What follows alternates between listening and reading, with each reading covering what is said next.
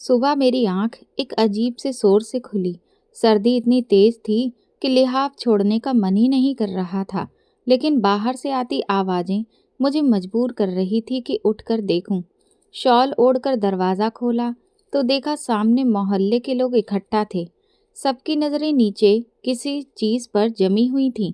मैंने आगे बढ़कर देखा तो एक छोटी सी बच्ची लाल कपड़े में लिपटी जमीन पर पड़ी जोर जोर से रो रही थी। एक औरत बोली, पता नहीं किसका पाप है जो रात के अंधेरे में यहाँ छोड़ गई। दूसरी ने कहा, जरूर किसी ने इश्क मोहब्बत में मुंह काला किया होगा और नाजायज औलाद को मंदिर के पुजारी के दरवाजे पर फेंक दिया। किसी ने तो यहाँ तक कह दिया कि इसे कचरे में फेंक दो। ऐसी गंदगी पालोगे तो फिर ऐसे ही दिन देखने पड़ेंगे। मैंने झुककर बच्ची को गोद में उठा लिया। वो बहुत कमज़ोर थी, सांसें भी बड़ी मुश्किल से ले रही थी। मैंने सबको जाने को कहा और दरवाज़ा बंद कर अंदर आ गई। मेरे पति पंडित रवि शर्मा उस वक्त लखनऊ किसी काम से गए हुए थे। मैंने सोचा उनके आने पर बताऊंगी, लेकिन दिल के किसी कोने में जानती थी कि वो कभी इस बच्ची को नहीं अपनाएंगे। मेरी शादी को 15 साल हो गए थे, पर मेरी किस्मत में औलाद नहीं थी। हर इलाज करवा लिया, हर मंदिर मन्नत मांगी, लेकिन नतीजा जैसे का तैसा ही रहा। उस बच्ची को देखते ही मेरे दिल में अजीब सा अपनापन आ गया, जैसे बरसों से खाली आंगन में रौनक लौट आई हो। अगले 3 दिन मैंने उस बच्ची की देखभाल ऐसे की जैसे वो मेरी ही औलाद हो। चौथे दिन पंडित रवि शर्मा लौटे। जैसे ही घर में आए और बच्ची को देखा तो उनके चेहरे का रंग बदल गया। उन्होंने ऊंची आवाज़ में पूछा, ये कौन है? मैंने धीरे से कहा, सुबह दरवाजे पर मिली थी, बहुत बीमार थी, मुझे लगा भगवान की तरफ से भेजी है। उन्होंने गुस्से में कहा, तुम्हें किसने हक दिया बिना पूछे किसी का बोझ घर लाने का? अपनी औलाद तो कोई ऐसे नहीं छोड़ता। मैंने कहा, आप धर्म के आदमी हैं, इस तरह कैसे बोल सकते हैं? पंडित रवि शर्मा ने नज़रें फेर ली और बोले, ये बच्ची यहाँ एक दिन भी नहीं रहेगी। मैं चुप हो गई, लेकिन रात को बच्ची को सीने से लगाए सोचती रही, अगर मैं भी सबकी तरह इसे छोड़ देती तो क्या भगवान मुझसे खुश होते? दिल ने कहा, मैंने जो किया सही किया। अगले दिन उन्होंने सख्ती से कहा, इसे अनाथालय छोड़ आओ। मैंने साफ मना कर दिया और कहा, ये अब मेरी जिम्मेदारी है, भगवान ने दिया है तो वही रखेगा। वो नाराज हो गए और कई दिन मुझसे बात नहीं की, लेकिन मैंने बच्ची को छोड़ा नहीं। उसका नाम मीरा रखा और रोज उसके लिए प्रार्थना करने लगी। मोहल्ले वाले अभी भी बातें बनाते, लेकिन मैंने सुनना बंद कर दिया। बच्ची रात को रोती तो पंडित जी चिढ़ जाते। कई बार डांटा, लेकिन मैं चुप रही। मैं जानती थी जिस दिन ये बच्ची मेरे दिल से निकल गई, वो दिन मेरी आत्मा का अंत होगा। 2 हफ्ते में बच्ची कुछ ठीक हो गई थी, चेहरा खिलने लगा था। मेरी दुनिया उसी के इर्द गिर्द घूमने लगी। एक दिन मंदिर से लौटकर उन्होंने कहा, मोहल्ले वाले बातें कर रहे हैं, अभी भी वक्त है, इसे छोड़ दो। मैंने कहा, अगर आपको भगवान की मर्जी मंजूर नहीं तो कम से कम मेरी मर्जी का सम्मान करें। वो चुप हो गए और आगे कुछ नहीं कहा।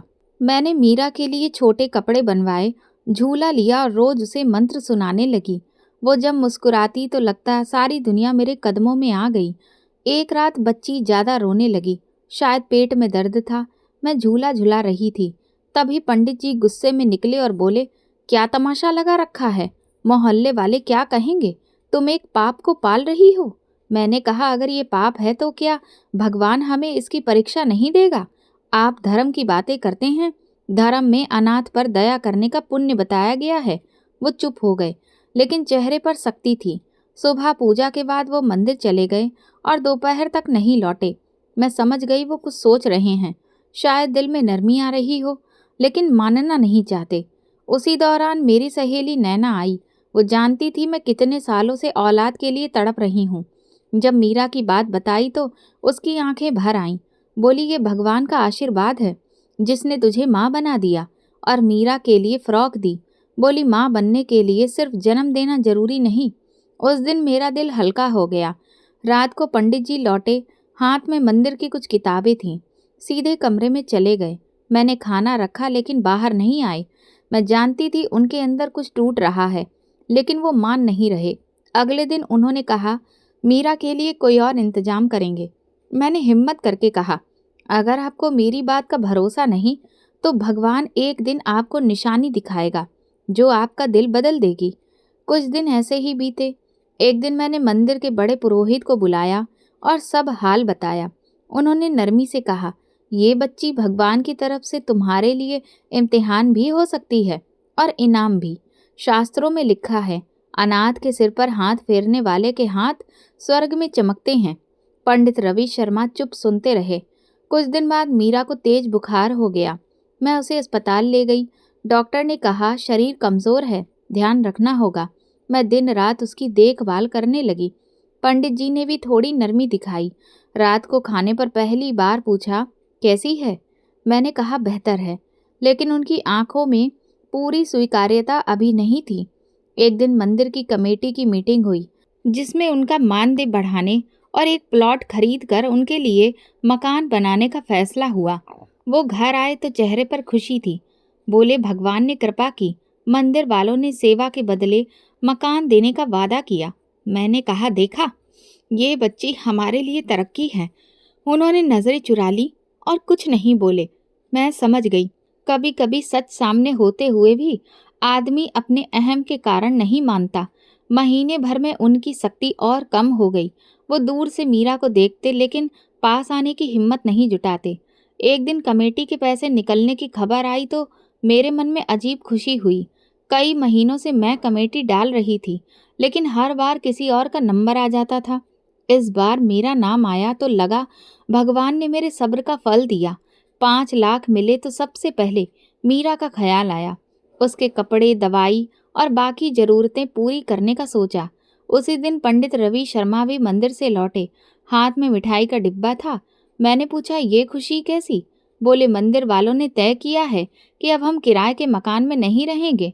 हमारे लिए मंदिर के पास निजी मकान बनेगा। बोले, ये सेवा का फल है। मैं चुप रही, लेकिन दिल में एक आवाज़ थी जो बार बार कह रही थी कि ये सब मीरा की वजह से है। मीरा अभी मुश्किल से 2 महीने की थी, लेकिन उसके आने से जैसे घर में खुशियों के रंग भर गए थे। मैं रोज उसके साथ वक्त गुजारती, पता ही नहीं चलता दिन कैसे निकल जाता।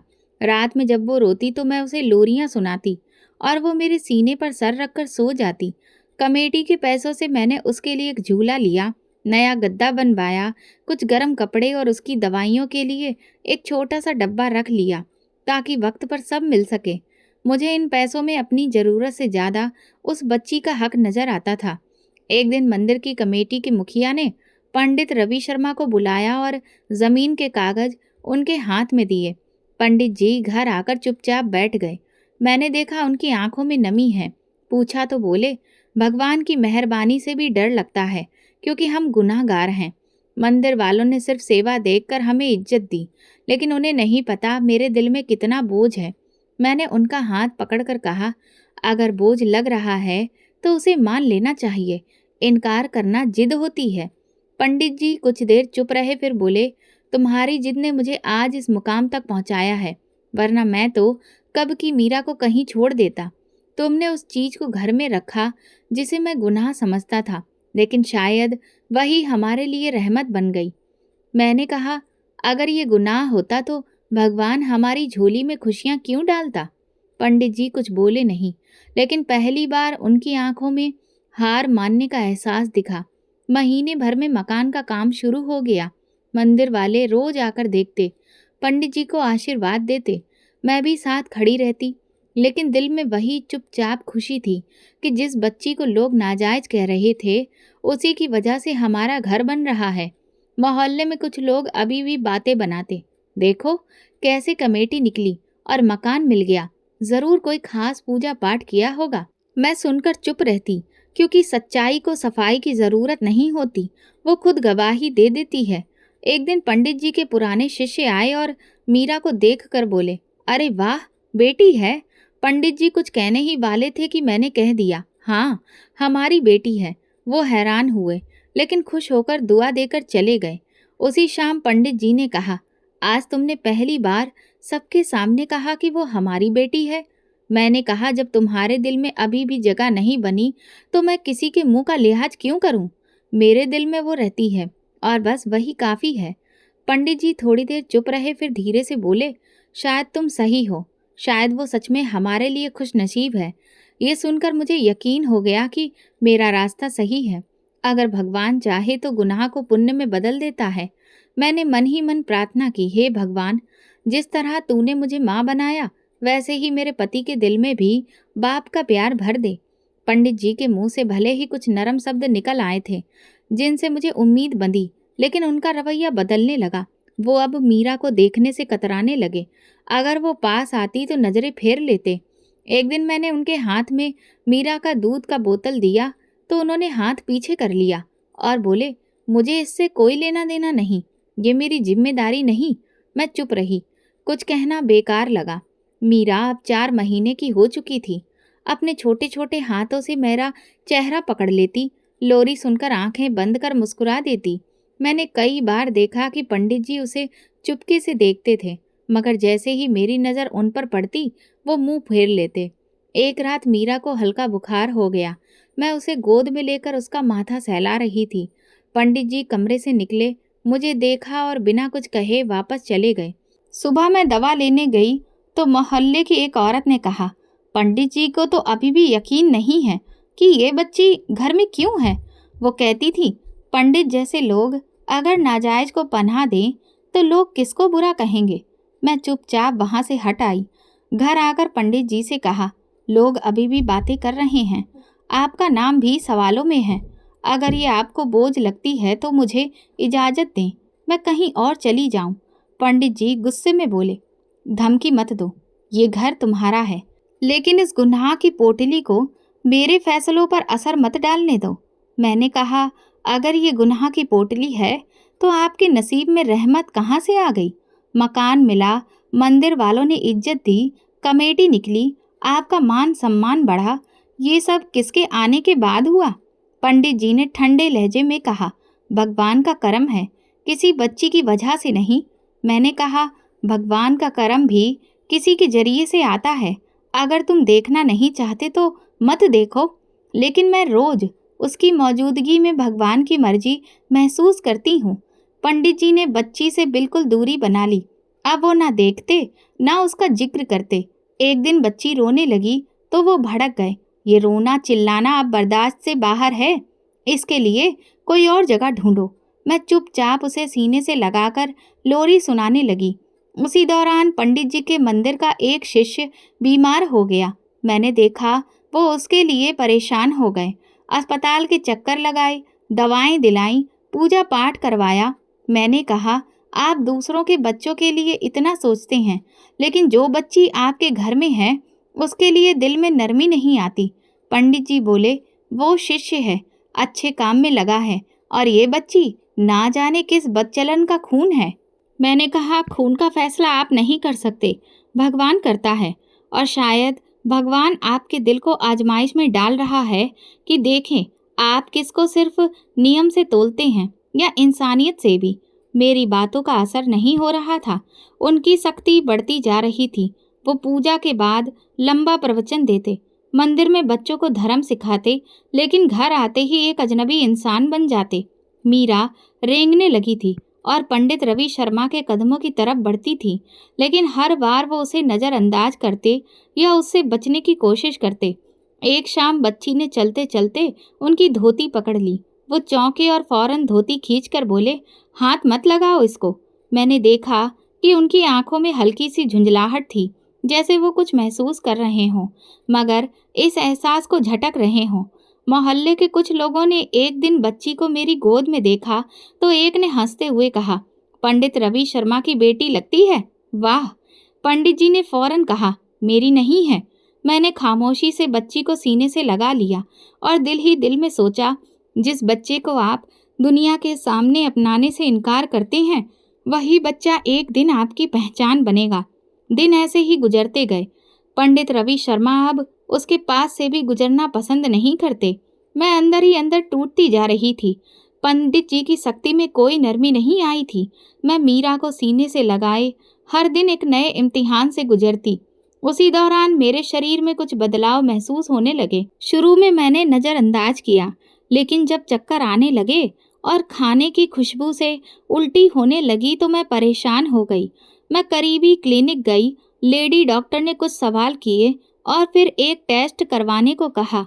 टेस्ट के बाद जब वो रिपोर्ट देख रही थी तो उसकी पेशानी पर बल आ गए। मैं सोच रही थी कि कहीं कोई बड़ी बीमारी ना हो। वो खामोशी से बोली, आप प्रेग्नेंट हैं? मैंने यकीन न होने के अंदाज में पूछा। क्या वो हंसकर बोली, हाँ, 3 महीने का प्रेगनेंसी है। आपको अंदाजा भी नहीं था?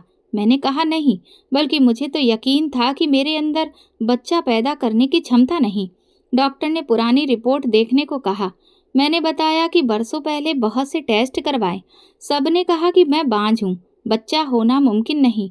वो कुछ देर सोचती रही, फिर बोली, मेडिकल साइंस भी हर सवाल का जवाब नहीं दे सकती।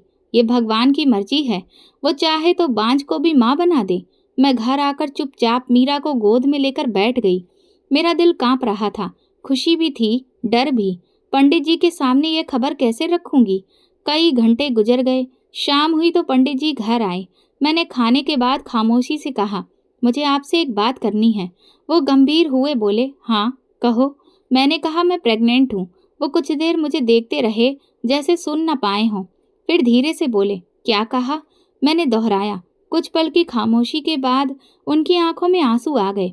उन्होंने भगवान का शुक्रिया अदा किया, माथे पर हाथ रखा और कहा, भगवान ने बहुत मेहरबानी की है। मैंने सोचा शायद उनके दिल में अब कुछ नरमी आ जाए, लेकिन अगले ही दिन उनके रवैये में अजीब बदलाव आ गया। वो मीरा से पूरी तरह कट गए, यहाँ तक कि अगर वो उनके पास से गुजरती तो वो गुस्से से रुख मोड़ लेते। एक दिन मैंने देखा कि मीरा चलते चलते उनकी चटाई पर आ गई। पंडित जी ने जोर से डांट कर कहा, इसे दूर रखो।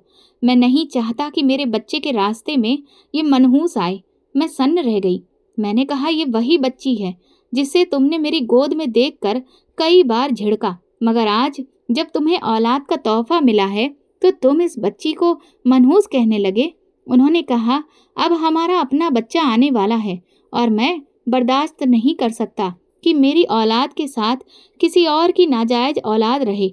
मैंने कहा, तुम्हारे बच्चे को आसमान से कोई फरिश्ता लेकर नहीं आएगा, वो भी इसी पेट से पैदा होगा जिसे तुमने गुनाह की कोख कहकर ठुकराया था। पंडित जी ने खामोशी इख्तियार कर ली, लेकिन उनके रवैये में और ज्यादा कड़वाहट आ गई। अब वो बच्ची के कपड़ों को भी हाथ नहीं लगाते थे। उसके खिलौनों को घर के कोने में रखवा दिया और बार बार कहते, इसका अलग कमरा कर लो, मेरे बच्चे पर इसकी छाया ना पड़े। एक दिन पंडित जी दोपहर तक मंदिर से वापस न आए। जब आए तो उनके हाथ में एक लिस्ट थी। बोले, ये वो अनाथालय हैं जहाँ मीरा को दे सकते हैं, वहाँ अच्छी परवरिश होगी। मैंने वो लिस्ट उनके हाथ से लेकर फाड़ दी और कहा, जो बेटी मुझे देखकर भगवान ने माँ बनाया, दुनिया का कोई संस्थान उसकी माँ नहीं बन सकता।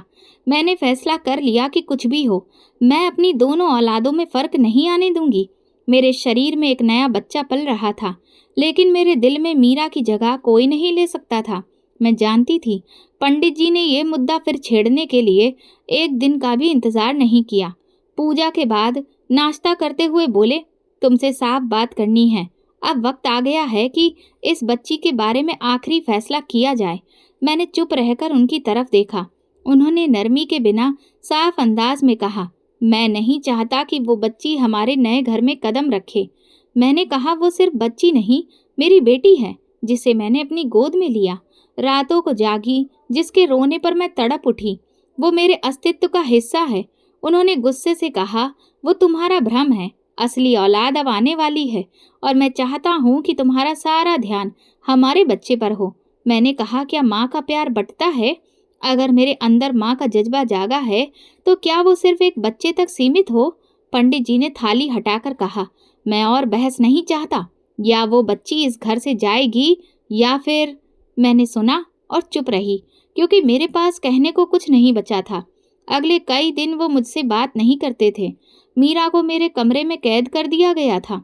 जब वो बाहर निकलती, पंडित जी रास्ता बदल लेते या वापस पलट जाते। मैं प्रेगनेंसी की आखिरी स्टेज में थी। शरीर भारी हो रहा था, लेकिन असली बोझ दिल पर था। बच्ची दिन ब दिन बड़ी हो रही थी। अब वो रेंगते रेंगते मेरे पीछे आ जाती, कभी बोलने की कोशिश करती, कभी माँ बोल देती। माँ शब्द सुनकर दिल को सुकून मिल जाता। लेकिन एक दिन पंडित जी ने सुन लिया तो गुस्से में बोले, इसे मत सिखाओ कि तुम्हें माँ कहे। तुमने सिर्फ इसे उठाया है, जना नहीं।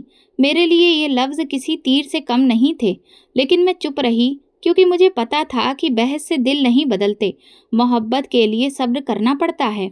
एक दिन मोहल्ले की एक औरत आई और धीरे से कहने लगी कि पंडित रवि शर्मा की पाठशाला में बातें हो रही हैं कि वो इस बच्ची को घर से निकालने की सोच रहे हैं।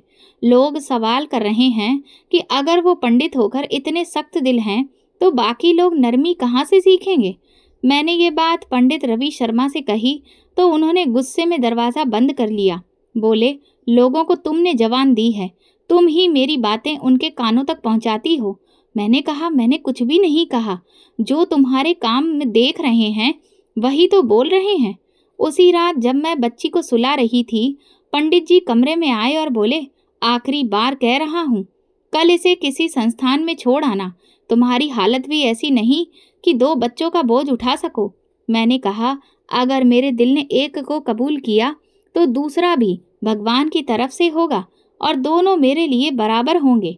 उन्होंने कुछ देर मुझे देखा, फिर बोले, जो जिद कर रही हो उसका अंजाम तुम ही देखना। अगले दिन पंडित जी ने रिक्शा बुलवाया और कहा, चलो इसे लेकर चलते हैं। मैंने मीरा को सीने से लगाकर कहा, मैं इसे ले जा तो सकती हूँ, लेकिन किसी अजनबी के हवाले नहीं कर सकती। वो बोले, फिर तुम अपने होने वाले बच्चे के साथ भी इंसाफ नहीं कर रही। मैंने चुपचाप बच्ची को लपेटा और दरवाजे तक गई, लेकिन कुछ पल बाद वापस मुड़ आई और बोली, मुझे अपनी ममता पर शक नहीं, लेकिन तुम्हारी नफरत ने मेरे कदम रोक लिए हैं। मैं ये कदम तभी उठाऊंगी जब मेरे दिल में जरा सा भी शक होगा कि ये बच्ची मेरे लिए आजमाइश है। अभी तक तो ये मेरी रहमत है। पंडित जी ने दरवाज़ा बंद किया और बोले, फिर याद रखना, अब मैं इस बच्ची के लिए कोई नरमी नहीं दिखाऊंगा। मेरी तरफ से ये इस घर में नहीं है।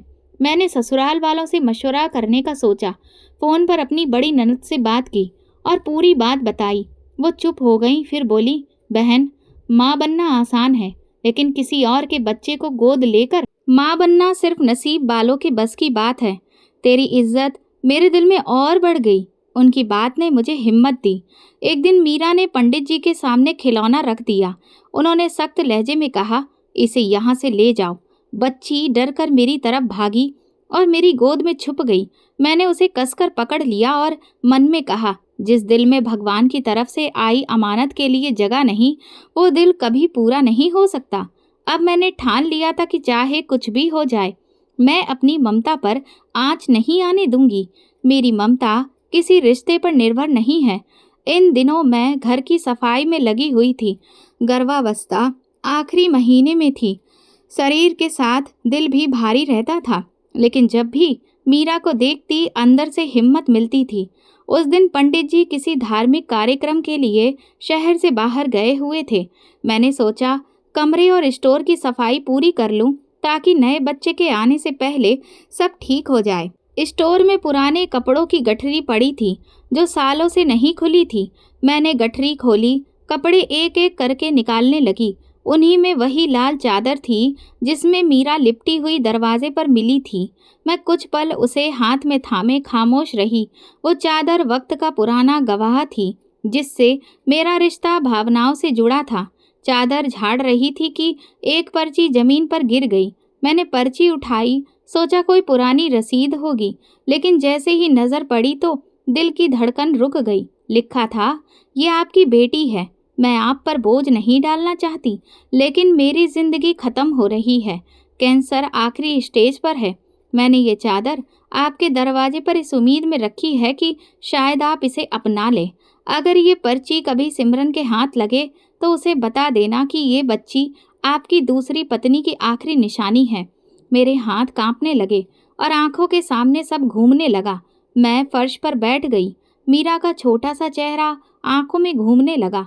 वो बच्ची जिसे मेरे घर वाले हर दिन गुनाह कहते रहे, नाजायज का ताना देते रहे, वो तो उनकी अपनी सगी औलाद निकली। मैं देर तक स्टोर में बैठी रही। न रोना आया न आवाज़ निकली, जैसे अंदर की सारी दुनिया चुप हो गई हो। मैंने पर्ची सीने से लगाई और फिर चादर को लपेटकर वापस रख दिया जैसे कोई पवित्र चीज हो। शाम को पंडित जी लौटे। उनके चेहरे पर थकान थी।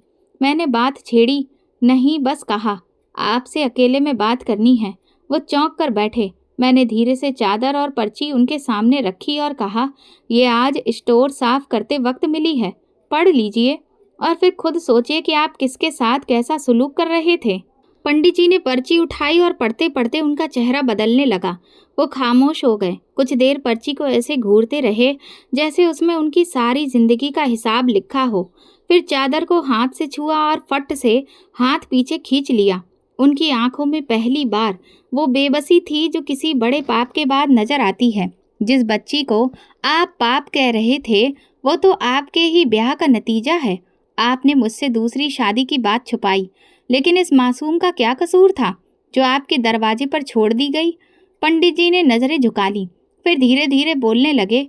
उन्होंने बताया कि दिल्ली में एक धार्मिक प्रोग्राम के दौरान उन्हें शादी के लिए मजबूर कर दिया गया। लड़की की बारात नहीं आई थी और महफिल में लोग बातें बनाने लगे थे। मुझसे कहा गया कि शादी कर लो ताकि लड़की की इज्जत बच जाए।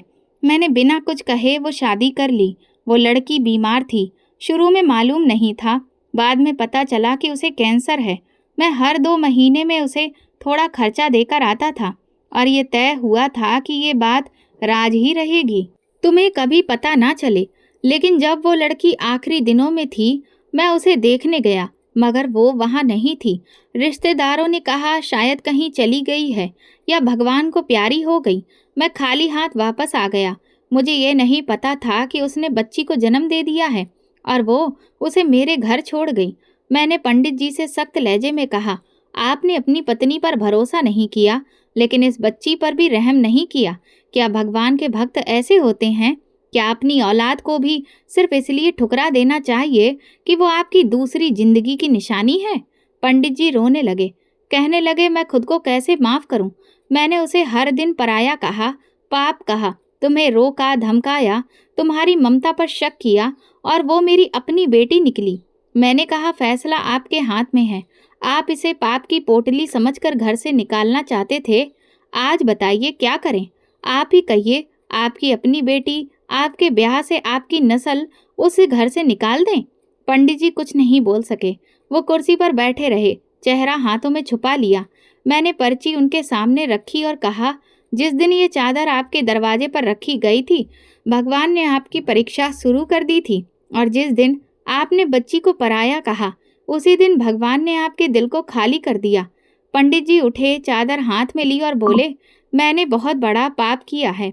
मैंने इस बच्ची को ना सिर्फ ठुकराया बल्कि उस औरत की आखिरी निशानी को भी जमीन पर गिरा दिया।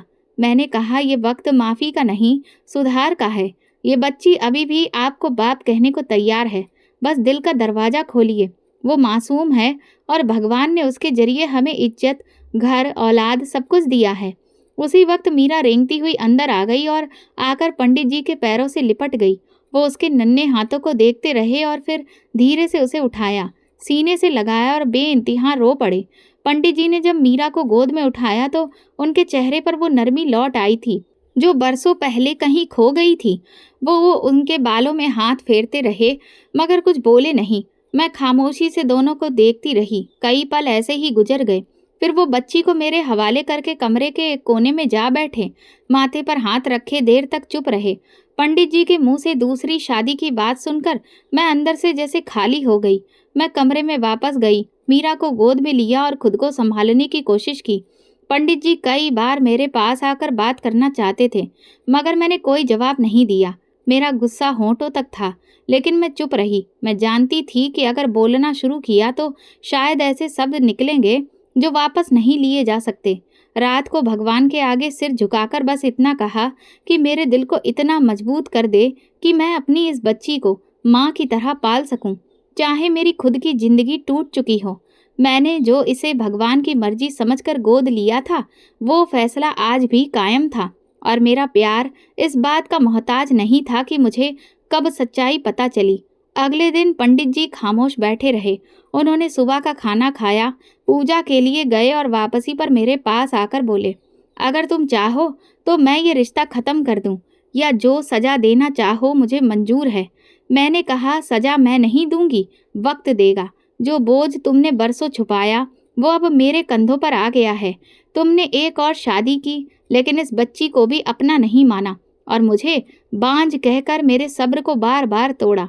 अब जब सच्चाई सामने आ गई है तो मैं अपना फर्ज छोड़ दूं? नहीं, जो जिम्मेदारी भगवान ने दी है वो मैं निभाऊंगी, चाहे तुम साथ दो या ना दो। पंडित जी ने नजरें झुकाकर कहा, तुमने बहुत हिम्मत दिखाई। तुम जैसी औरत हर किसी की किस्मत में नहीं होती। मैंने कहा, तुमने भी वही किया जो अक्सर मर्द करते हैं, चुपचाप अपना रास्ता चुना और औरत पर भरोसा नहीं किया। लेकिन मैं वो नहीं बनूंगी जो तुम्हारी खामोशी का जवाब बदले से दूं। मैं वो बनूंगी जो इस बच्ची को उसकी माँ से भी ज्यादा प्यार दे। एक दिन मेरी नंद घर आई। वो सारी सच्चाई जान चुकी थी। बोली, मुझे हैरानी है कि तुम इस सदमे के बाद भी मजबूत खड़ी हो। मैं होती तो सब छोड़ देती। मैंने कहा, यही फर्क है औरत में और माँ में। अगर ये बच्ची मेरी कोख से ना भी होती तो भी मैंने इसे अपने दिल से जन्म दिया है। इसकी मुस्कान मेरे अंदर के हर घाव पर मरहम रखती है। मीरा अब उठने लगी थी, कदम कदम पर लड़खड़ाती, गिरती, फिर संभलती, जैसे मेरी अपनी जिंदगी का अक्स हो। मैं भी अंदर ही अंदर कई बार गिरती फिर संभलती, मगर उसके लिए हमेशा खड़ी रहती। उसने मुझे माँ बनाया, वो भी उस वक्त जब पूरी दुनिया मुझे बांझ कहकर ठुकरा चुकी थी। पंडित जी की तबीयत भी अब बदली बदली लगती थी। वो मीरा के करीब आने लगे थे, उसके खिलौनों में दिलचस्पी लेने लगे। कभी पास बैठकर उसे देखते, मगर मैं जानती थी कि उनके अंदर एक कसक अभी भी जिंदा थी, एक शर्मिंदगी जिसे वो शब्दों में बयां नहीं कर पा रहे थे। एक दिन वो मेरे पास आकर बोले, अगर तुम इजाज़त दो तो मैं मीरा के नाम का रजिस्ट्रेशन करवा दूं, उसके कागजों में बाकायदा पिता के तौर पर। मैंने चुपचाप सिर हिला दिया। अब मैं पंडित जी से किसी बहस में नहीं पड़ती थी। जब पंडित जी ने मीरा के कागजों में अपना नाम दर्ज कराया तो वो सिर्फ एक औपचारिकता नहीं थी, बल्कि एक सच्चाई का इकरार था, जिसकी गूंज जल्दी ही मोहल्ले में फैल गई। लोग जो पहले बस अंदाजे लगा रहे थे, अब सवाल करने लगे। मंदिर के बाहर, औरतों की महफिलों में, बाजार की गलियों में, दीवारों के किनारे, हर जगह बातें होने लगीं कि पंडित जी ने दूसरी शादी की और अब उनकी एक बेटी भी है जो बरसों छुपाई गई। कुछ लोग हैरान थे, कुछ नाराज और कुछ ऐसे भी थे जिन्होंने मेरी तरफ उंगलियां उठाना शुरू कर दी। मैं मंदिर के गेट से होकर घर आती तो औरतें काना फूसी करती, कुछ मुंह फेर लेती। एक दिन सब्जी वाला बोला, बहन जी, आप तो बहुत नेक थी, ये सब छुपाया कैसे? मैंने कुछ नहीं कहा, बस खामोशी से सब्जी लेकर आगे बढ़ गई। मोहल्ले की औरत मेरे घर आई, बोली, हमें तो लगा था आप मिसाल हो औरतों में, ये क्या निकली? मैंने कहा, अगर किसी अनाथ बच्ची को पालना गुनाह है तो हाँ, मैं वही हूँ जो तुम सोच रही हो। वो कुछ देर चुप रही, फिर बोली, पर जिस मर्द ने तुम्हें बरसों धोखे में रखा, उसे कैसे माफ किया? मैंने कहा, माफ करना इसलिए नहीं कि वो माफी के लायक था, बल्कि इसलिए कि मैं खुद को सुकून देना चाहती थी। अगर मैं बदला लेती तो शायद आज मीरा को माँ का प्यार ना मिलता। लोगों के सवालों से ज्यादा पंडित जी की चुप्पी मुझे खाए जा रही थी। वो घर आकर चुप रहते, मंदिर जाते, पूजा कराते, मगर आंखों में हमेशा शर्मिंदगी झलकती।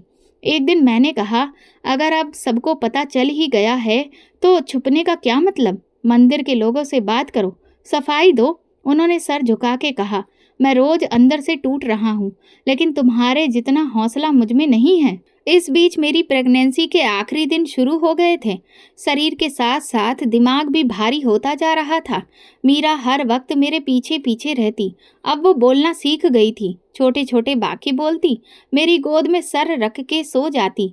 एक दिन उसने पूछा, माँ, सब लोग हमें क्यों बुरा कहते हैं? मैंने कहा, बेटी, सच बोलने वालों को दुनिया हमेशा बुरा कहती है, लेकिन सच के साथ खड़े लोगों पर भगवान का आशीर्वाद होता है। अब मेरी हालत ऐसी थी कि ज्यादा देर खड़ी भी नहीं रह पाती थी। एक दिन बाजार गई तो एक औरत ने पीछे से आवाज दी, ये वही है ना जिसका पति दोहरा चेहरा रखता था? मैंने पलटकर नहीं देखा, लेकिन दिल के अंदर कहीं दर्द सा उठा। घर आई तो मीरा मेरे सामने आई, मुस्कुराते हुए बोली, माँ, मैंने तस्वीर बनाई है। वो कुछ बेतरतीब लकीरें थीं, लेकिन एक खाका साफ दिख रहा था। उसने मुझे और खुद को साथ साथ बनाया था और बीच में एक दिल भी बना दिया था। मैंने वो कागज सीने से लगा लिया। एक दिन मंदिर के बड़े पंडित जो पंडित जी से सीनियर थे, घर आए और बोले, बेटी तुमने बहुत कुछ सहा है, लेकिन जो तुमने किया वो हर औरत नहीं कर सकती। मैंने कहा, मैंने तो बस अपना फर्ज निभाया है। वो बोले, तुमने एक टूटते रिश्ते को सिर्फ बचाया नहीं, बल्कि उसे नई बुनियाद दी है। ये बच्ची तुम्हारी अपनी औलाद ना भी हो, लेकिन तुमने इससे जो रिश्ता बनाया है वो असली खून के रिश्ते से भी गहरा है। पंडित जी ने इस बातचीत के बाद कुछ दिनों में मंदिर में खुलकर ऐलान किया। उन्होंने सबके सामने अपनी दूसरी शादी, बच्ची और मुझसे की गई नाइंसाफ़ी का खुला इकरार किया। कुछ लोग हैरत से देखते रहे, कुछ बिना सुने ही चले गए, लेकिन कुछ ऐसे भी थे जिन्होंने आकर उनके पैर छुए और कहा, आपने सच बोलकर अपनी इज्जत वापस पा ली है। इस इकरार के बाद भी ताने खत्म नहीं हुए, लेकिन मेरे दिल को एक सुकून जरूर मिला। पंडित जी के मंदिर में किए गए इकरार के बाद घर के माहौल में जैसे खामोशी सी आ गई थी। वो अब अक्सर मीरा को गौर से देखते। कभी वो कुछ बोलती तो अपने आप मुस्कुरा देते, लेकिन उनके रवैये में अभी भी एक फासले का एहसास था, जैसे दिल में नरमी तो आ गई हो, लेकिन जुबान अभी भी साथ ना दे रही हो। मैं ये सब देखती और चुप रहती। मुझे पता था कि जब पछतावा अंदर तक बैठ जाता है तो इंसान के ऊपर खामोशी की चादर सी पड़ जाती है। मीरा दिन ब दिन और चुलबुली होती जा रही थी। अब वो बोलना सीख गई थी। छोटी छोटी बातों पर हंस देती, ताने मारती और हर वक्त मेरे या पंडित जी के आसपास मंडराती रहती। वो अक्सर पंडित जी के पास आकर बैठ जाती, उनके हाथ में खिलौना थमा देती, मगर वो बस देखकर सर हिला देते या हल्की सी मुस्कान दे देते। कभी कभार जब वो उनकी गोद में चढ़ने की कोशिश करती तो वो एक पल रुक कर उसे उठा तो लेते, लेकिन जल्दी से छोड़ देते, जैसे उनके दिल का बोझ उनके हाथों में टिक नहीं पाता। एक शाम मैंने देखा कि वो पूजा के बाद काफ़ी देर तक माथा झुकाकर बैठे रहे। मैं चुपचाप दरवाजे के पीछे खड़ी थी। वो धीरे धीरे कुछ बड़बड़ा रहे थे। फिर उनकी आवाज़ भर्रा गई। उन्होंने सिर उठाया और रोते हुए बोले, हे भगवान, मैंने अपनी बेटी को ना पहचाना। तूने उसे मेरे लिए आशीर्वाद बनाकर भेजा और मैंने उसे गुनाह समझ लिया। मुझे माफ़ कर दे। ये पहली बार था जब मैंने उनकी जुबान से वो बातें सुनी जो मेरा दिल बरसों पहले महसूस कर चुका था। अगली सुबह वो मंदिर नहीं गए, चुपचाप बैठे रहे। मीरा उनके पास आई, उनकी गोद में चढ़ गई और अपने नन्हे हाथों से उनका चेहरा छूने लगी। पंडित जी ने उसे पकड़कर गोद में बिठा लिया। मीरा ने खुशी से खिलखिलाकर हंसी और उनकी दाढ़ी पकड़ ली। मैं दरवाजे पर खड़ी थी। पंडित जी की आंखें आंसुओं से भर आईं। उन्होंने मीरा को सीने से लगाया और उसके माथे पर हाथ फेर दिया। फिर मुझे बुलाकर बोले, सिमरन, आज पहली बार दिल हल्का लगा है। मैंने बरसों इस मासूम से उसका हक छीनने की कोशिश की। मैंने इसे अपनी बेटी मानने में बहुत देर कर दी, लेकिन आज ये शब्द खुद ब खुद जुबान पर आ गए। मैंने कहा, भगवान के घर देर है पर अंधेर नहीं। जिस पल आपके दिल में नरमी आई, उसी पल इस बच्ची ने आपको अपना बाप मान लिया। उस दिन के बाद पंडित जी का रवैया मीरा के साथ बदल गया। वो अब उसे मंदिर ले जाते, रास्ते में खिलौने दिलाते और गोद में लेकर लोगों से मिलवाते।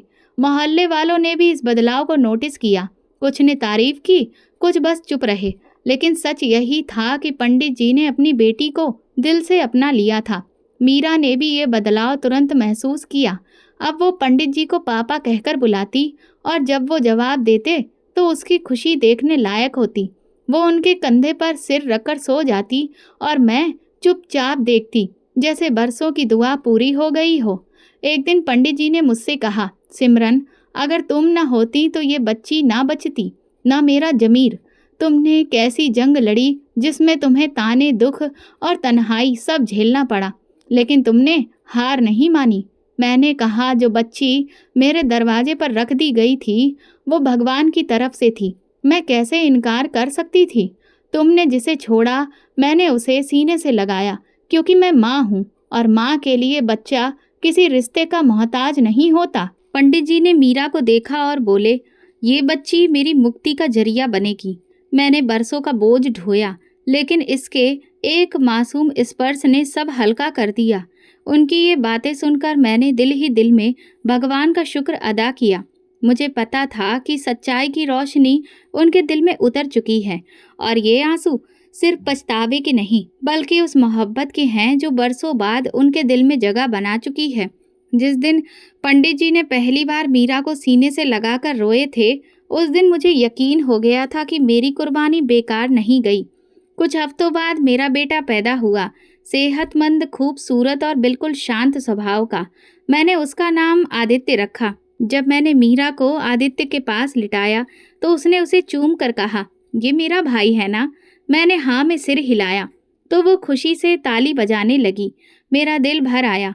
मेरे लिए दोनों बच्चे एक ही जैसे थे। मैंने कभी किसी में फर्क नहीं किया और ना किसी को कम चाहा न ज्यादा। पंडित जी भी अब दोनों बच्चों के साथ अच्छा वक्त गुजारते थे। कभी मीरा को मंदिर ले जाते, कभी आदित्य को गोद में उठाकर लोरी सुनाते। उन्होंने पहली बार अपने प्रवचन में अनाथ बच्चों पर इतनी नरमी से बात की कि सुनने वाले हैरान रह गए। मोहल्ले वालों का रवैया भी धीरे धीरे बदलने लगा। जो औरतें पहले मेरी बुराई करती थीं, अब नमस्ते करके गुजरती। कुछ तो आकर माफी भी मांगने लगीं। मीरा अब स्कूल जाने लगी थी। वो बाकी बच्चों से ज्यादा तेज थी। मोहल्ले की बच्चियों में भी उसका नाम इज्जत से लिया जाता था। पंडित जी ने उसके लिए खास धार्मिक शिक्षा का इंतजाम किया और कहते थे, ये मेरी आंखों की रोशनी है। पंडित जी अब पहले जैसे नहीं रहे।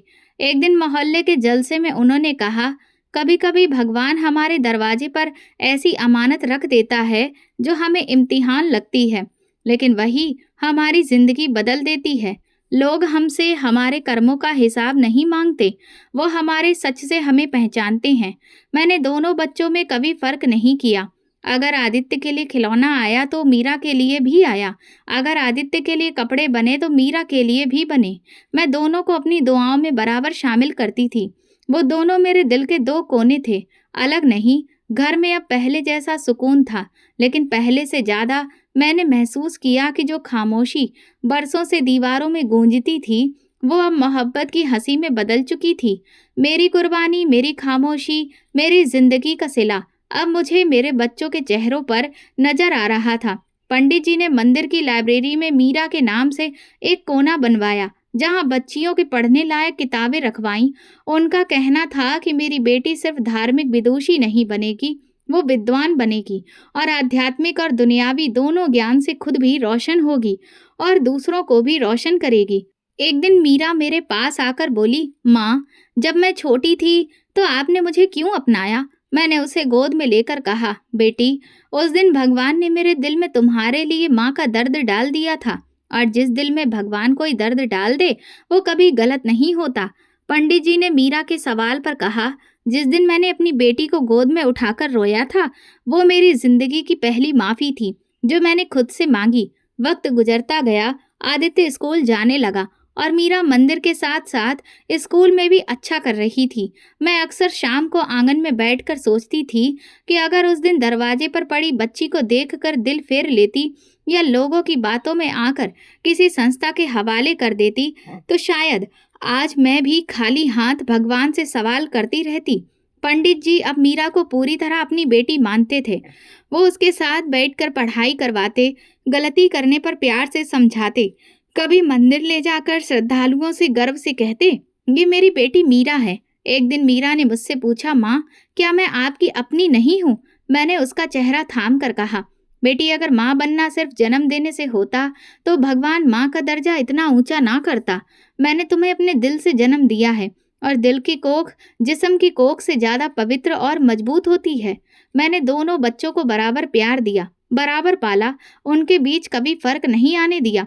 मैं जानती थी अगर मोहब्बत में कमी की तो वो मेरी भक्ति को खा जाएगी। भगवान के दिए इम्तिहान में सिर्फ जुबान से पास नहीं होते, अमल से साबित करना पड़ता है कि तुम उसके फैसले से खुश हो। वक्त का पहिया घूमता रहा। मीरा बड़ी हो गई, धार्मिक विदुषी बनी और अब ऊंची शिक्षा ले रही है। आदित्य भी धर्म और दुनिया दोनों में आगे बढ़ रहा है। मैं आज भी सोचती हूँ कि जिस दिन मेरे दरवाजे पर वो नन्ही जान पड़ी थी, अगर मैंने उसे बोझ समझकर छोड़ दिया होता तो ना मैं माँ बनती ना औरत, बस पत्थर बनकर रह जाती। ये कहानी सिर्फ मेरी नहीं, हर उस औरत की है जो अपनी ममता को किसी रिश्ते की मोहताज नहीं बनने देती। जो किसी बच्चे के सिर पर हाथ रखती है तो भगवान उसके सिर पर अपना साया रखता है और ये संदेश हर उस शख्स के लिए है जो रिश्तों को सिर्फ खून से तोलता है। भगवान के यहाँ नियत का खून ज्यादा पवित्र होता है और यही मेरी जिंदगी का सच है। यही मेरी कहानी का अंजाम। जो दुख तुम्हें दूसरों का लगता है, वही तुम्हें भगवान के करीब ले जाता है। कभी किसी को बोझ मत समझो, क्या पता वो तुम्हारे लिए रहमत का दरवाजा हो। दोस्तों, आप किस शहर से हमारी ये कहानी सुन रहे हैं, कमेंट में बताएं। ये वीडियो केवल मनोरंजन के उद्देश्य से बनाया गया है। सभी पात्र काल्पनिक हैं। वास्तविक व्यक्तियों, जीवित या मृत घटनाओं से कोई समानता विशुद्ध रूप से संयोग है। किसी भी व्यक्ति, धर्म या जाति को ठेस पहुंचाने की मंशा नहीं है। अगर आपको हमारी कहानी पसंद आई हो तो कमेंट करके ज़रूर बताएं। वीडियो को लाइक करें, ज़्यादा से ज़्यादा शेयर करें। अगर आप चैनल पर नए हैं तो सब्सक्राइब जरूर करें और नोटिफिकेशन बेल दबाएं ताकि अगली अपडेट सबसे पहले आपको मिले। धन्यवाद।